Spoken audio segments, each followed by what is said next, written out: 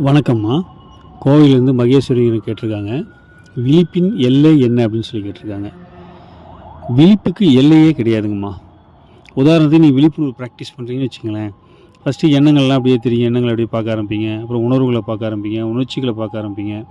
In-depth உள்ளே போகும்போது உங்கள் உடலுக்குள்ள பிளட் சர்க்குலேஷன்லாம் தெரிய ஆரம்பிக்கும். அப்புறம் பிரெயின் பீட் தெரியும், ஹார்ட் பீட் தெரியும், பல்ஸ் ரேட்டு தெரியும்.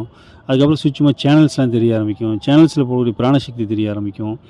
அப்படியே உள்ளே நீங்கள் போயிட்டே இருப்பீங்க. சூட்சமாக விழிப்பு போய்கிட்டே இருக்கும். விழிப்புக்கு முடிவே கிடையாது. அது போய் ஒரு சூனியத்தில் முடியும்.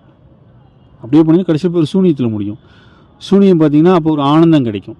ஆனந்தத்தில் போய் முடியும். ஆனந்தம் நீ கண்ணி பண்ணால் கடைசியில் ஒரு ஆனந்தத்தில் போய் முடியும். ஆனந்தம் எல்லை இல்லாதது. ஆனந்தத்தை என்னன்னு சொல்ல முடியாது. அதுக்கு வந்து எட்ஜும் கிடையாது. விழிப்பு அப்படி போகக்கூடியது. அதனால் விழிப்புக்கு எல்லை இருக்கா? நான் விழிப்படைஞ்சிட்டேன், அல்லது நான் சாட்சி பாவம் ப்ராக்டிஸ் பண்ணுறேன், நான் விழிப்புணர்வு ப்ராக்டிஸ் பண்ணுறேன், நான் விபாச்சனா ப்ராக்டிஸ் பண்ணுறேன், இதுக்கு எல்லை என்ன? அப்படிலாம் கிடையாது. அது மூச்சில் ஆரம்பிக்கும். அப்படியே போகும். ஒன்றா தாண்டி போகும். கடைசி ஆனந்தத்தில் போய் முடியும். அதுக்கு ஆனந்தத்தினோட எட்ஜு நீ கண்டே பிடிக்க முடியாது.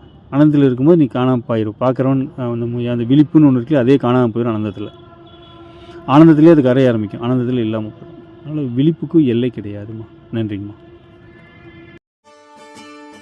என்ன புண்ணியம் செய்தேனோ